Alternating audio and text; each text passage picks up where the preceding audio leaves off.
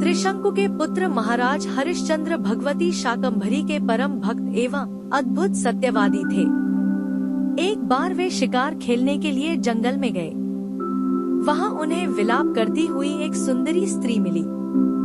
महाराज के द्वारा रोने का कारण पूछने पर उसने कहा कि मैं विश्वामित्र के कारण अत्यंत दुखी हूँ।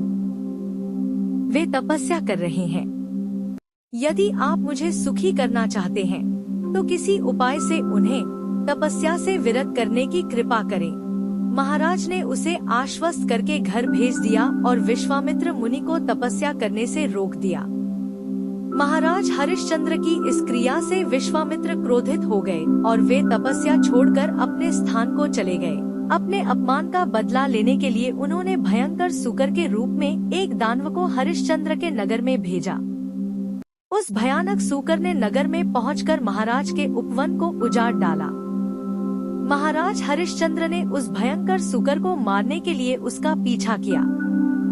वन में पहुंचकर वह सूकर अदृश्य हो गया और महाराज मार्ग भूल गए। अचानक एक ब्राह्मण के वेश में विश्वामित्र प्रकट हुए और उन्होंने गांधर्वी माया से महाराज हरिश्चंद्र को मोहित कर दिया।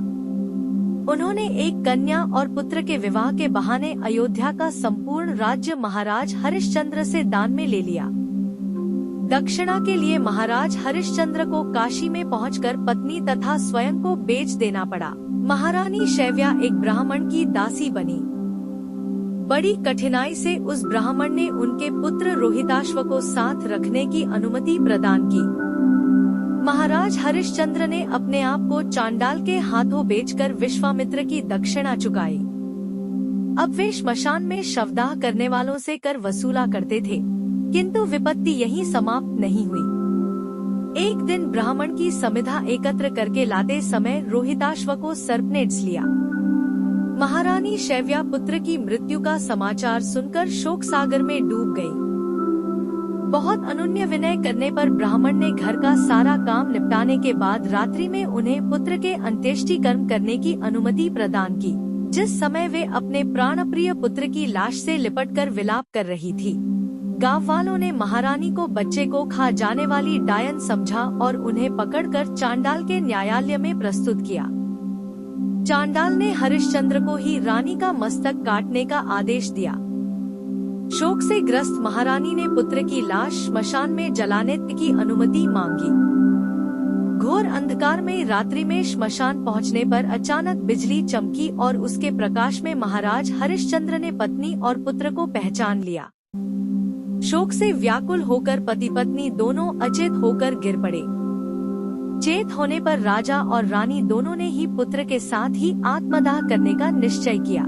महाराज हरिश्चंद्र ने चिता तैयार की और उस पर अपने पुत्र रोहित को सुला दिया। आत्मदाह के पूर्व पति पत्नी दोनों जगत की अधिष्ठात्री भगवती भुवनेश्वरी का ध्यान करने लगे।